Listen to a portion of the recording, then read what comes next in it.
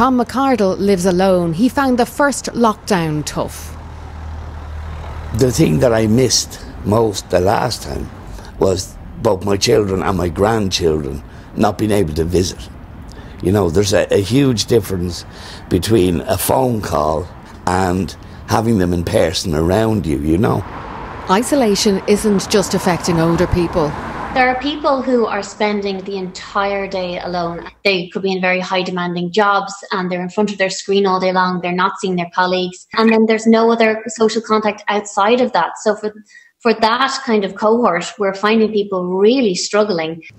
Under current restrictions, people are being asked to have no visitors to their home or garden except for essential purposes, such as caring for children, elderly or vulnerable people, and in particular, those who live alone. Would we be looking for there to be more clarity around how do we meet the emotional and loneliness needs of people? Is it okay to visit for that reason, or is that something people expect to be done online? NPHET has said it is currently developing guidance to support those living alone and single-parent families at this time.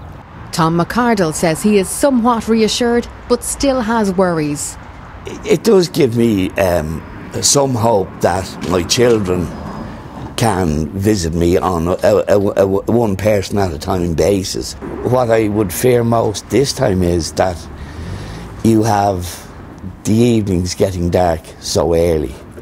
And that makes for a very, very long night. Helen Donoghue, RTE News.